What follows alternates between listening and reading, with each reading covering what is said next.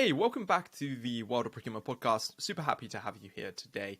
And we are talking about the Modern Procurement Platform Stack, which is Dr. Eloise's wonderful spider diagram.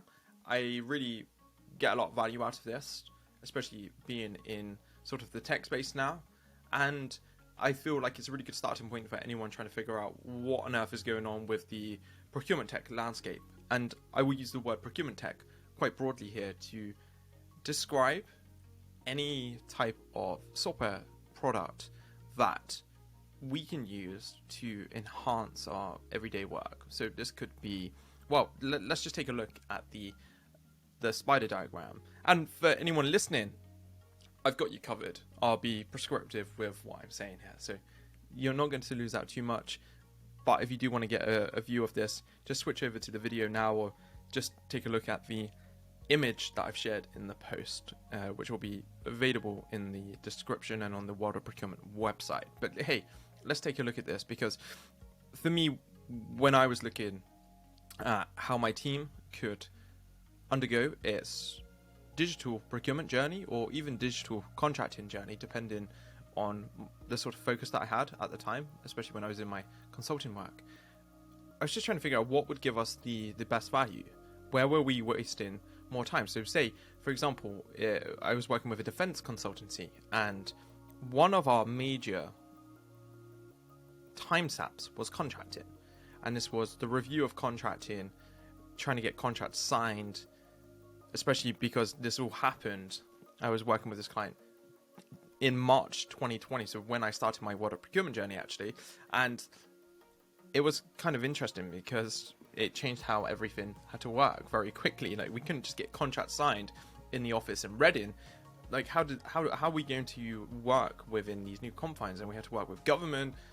A lot of our contracts were with the UK Ministry of Defence and things like that.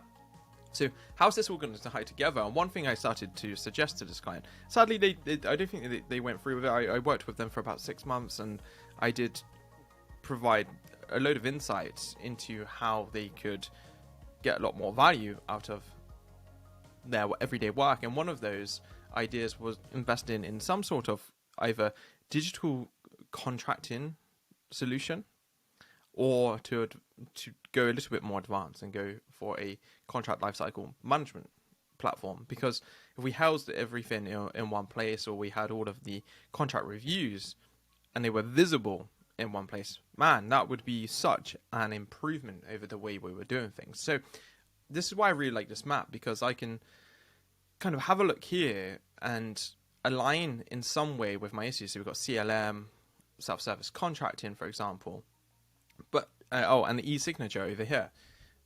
But say on the sourcing side, hey, I've got an issue with my vendor onboarding or supplier onboarding, and I'm just trying to have a look here. This might be very hard to do sort of in real time, because there's just so much here. And Eloise, in her LinkedIn post where she posted this, has said that this is kind of getting out of control now, because there's just so much incredible.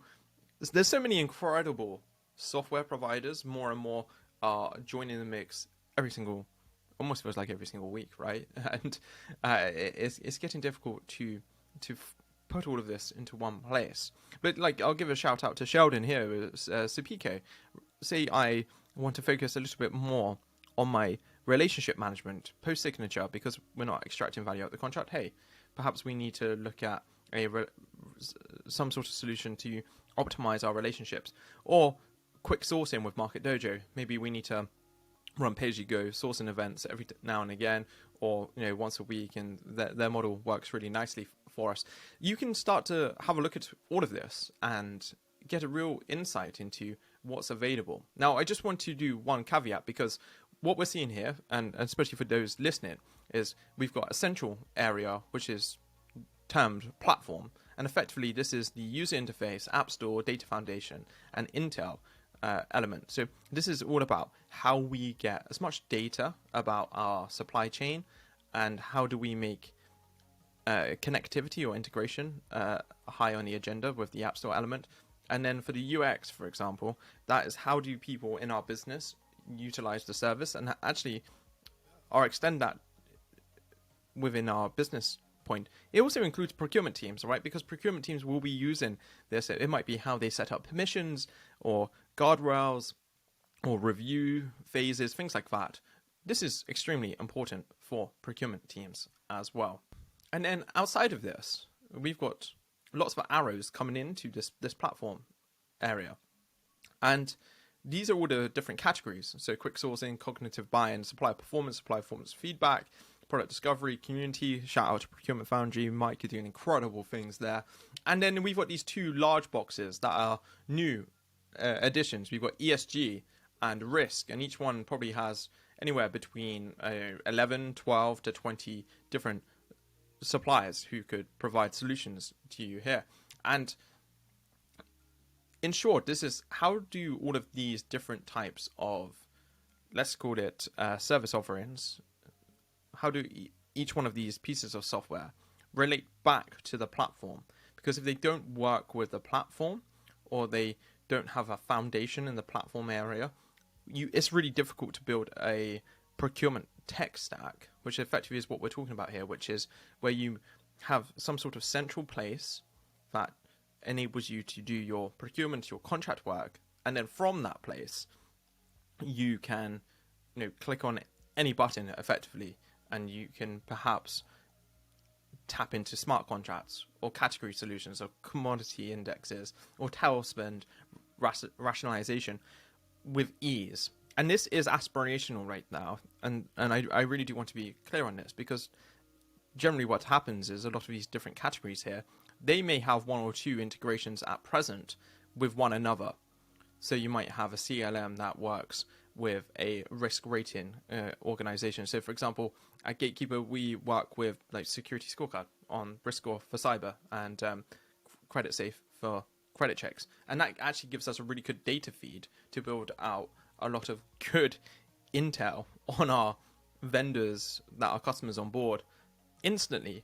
Like as soon as we put the name and just a couple pieces of details, whether that's address or company website, we can pull so much data that then, say, the procurement manager or supplier manager that is reviewing that new onboard or is trying to understand the risk profiling of that vendor, they know what's going on straight away, which is hugely more advanced than, say, doing it on Excel or even just onboarding a vendor and getting no data. So this wider idea of having some sort of central place or central feeds that create good insights for us, create a good user experience that then allow us to kind of click into whatever we need to use at that time. And of course, you're going to need subscriptions, you're going to need SaaS agreements in place with these providers, and that can, of course, get costly. So the procurement tech stack could be a more costly way to do it. But if I'm being perfectly honest, over the last couple of years of really getting deep into sort of the procurement tech space and evaluating it and reviewing it and seeing what's out there, the only way that procurement is really going to harness and leverage the digital solutions that we have out here is by making a tech stack, which is perhaps you don't need all of these, right? And Dr. Eloise Epstein will be the first person to say, hey, you definitely don't need all of these, but maybe in your organization, you just need one or two of them. But perhaps you need a good user intake service like Zip, which, Zip do incredible things. Or perhaps you need a really cool data product. So you go with Tealbook and they provide a lot of insight into your suppliers, their ESG ratings and things like that. And from there, you can ensure that you've got some sort of advanced sourcing solution, and then perhaps you just want to focus on relationship optimization. It's really going to depend on your strategy, what your business needs, the alignment that you need to have with your business. But I think it's really exciting to see this, because each year it just gets better and better. And I genuinely think that anyone listening in here who wants to learn about digital procurement, this is the place where you want to come. First of all, have a look at the types of categories that Eloise is starting to build out and how she is almost segmenting the types of software out there in the marketplace. And from there, you can go do your own research. So I was taking a look at this a couple of nights ago, and I went straight over to James Mead's procurementsoftware.site website, just to take a look at some of these providers that I hadn't heard of before. And one thing I was super interested in was the sort of insights element and how we can get a lot more insights in that sort of market intelligence stage before going out for an RFI, and then kind of led me on to a rabbit hole going to look at actually globality here, which is under the complex sourcing part, and I got kind of lost in their automated what I should say their AI sourcing, which was just mind blowing. So I would recommend you go and check that out. The story here is you can get so much knowledge from just going to investigate providers under each one of these categories. I wouldn't just look at these, the one solution that Eloise has included here. There's a whole host of providers, but these ones are definitely worth talking to, looking into, and reviewing. I've spoken to a bunch like Fair Market, Supplier Day, Sapico.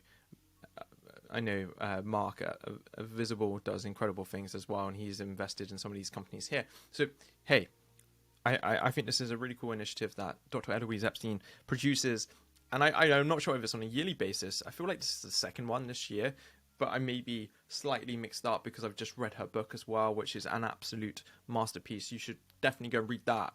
Actually, like, scratch what I said about this being the starting point. The book is the starting point. I'll leave a link in the description. You should definitely go check that out.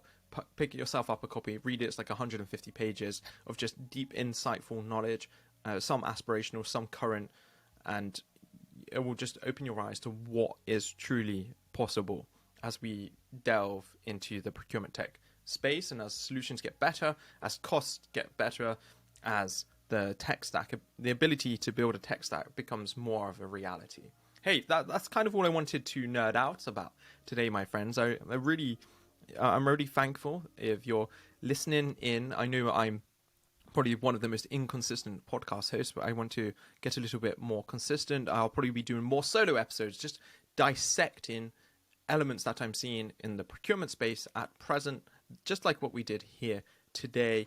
And you can consume this content both in audio and video. So if you are listening on the audio, it would be awesome if you head over to Apple, leave a 5-star review or 1-star review if you absolutely hate everything that I had to say. But reviews are really cool. They help the channel grow.